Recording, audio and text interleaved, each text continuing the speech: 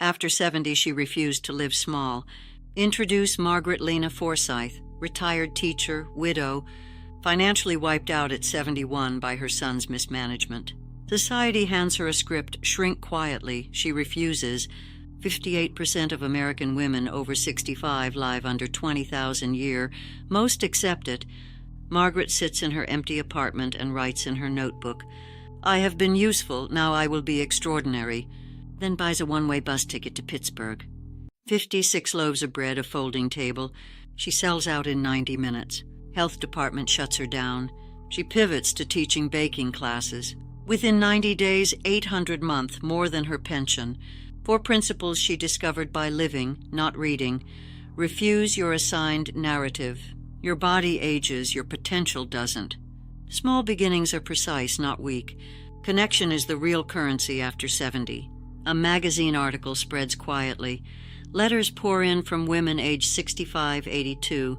I don't know how many years I have left, but they are going to smell like flowers.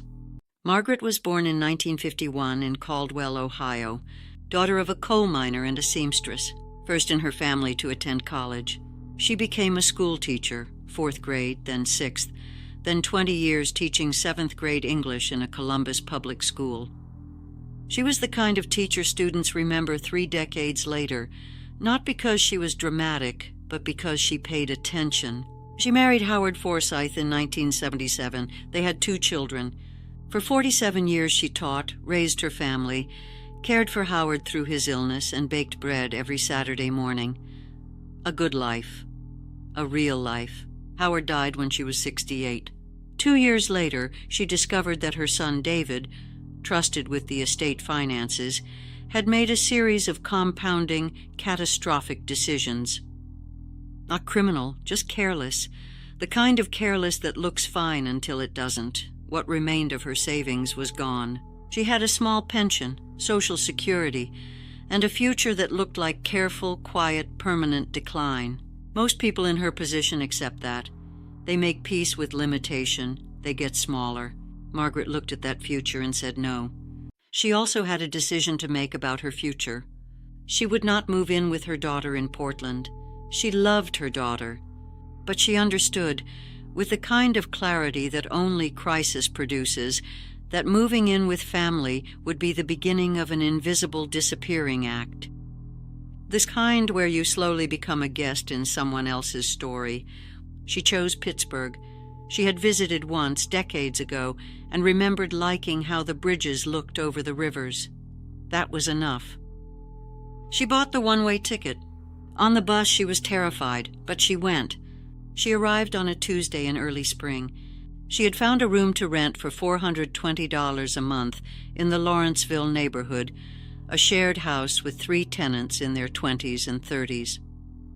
The landlord, Patricia, was a retired nurse in her late 60s.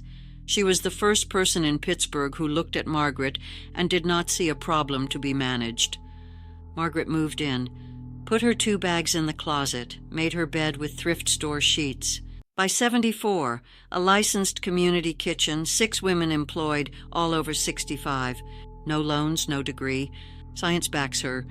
Purpose-driven adults over 70 live 7.5 years longer on average. A 79-year-old woman named Ruth opens a flower shop after reading about her. Her letter ends, "I don't know how many years I have left, but they are going to smell like flowers." Margaret's one regret. The years I spent believing other people's idea of my limit was actually my limit. A direct challenge to every viewer, whatever age they are, who has accepted a smaller version of themselves than is necessary. Margaret arrived in Pittsburgh with 2 garbage bags, $200, and a napkin with a plan. She built a kitchen. She built a community. She changed the lives of women she never met by doing one thing. She refused to live small. The question is not whether you can do the same. The question is whether you have been waiting for permission. She had been useful. Then she decided to be extraordinary. She was 71.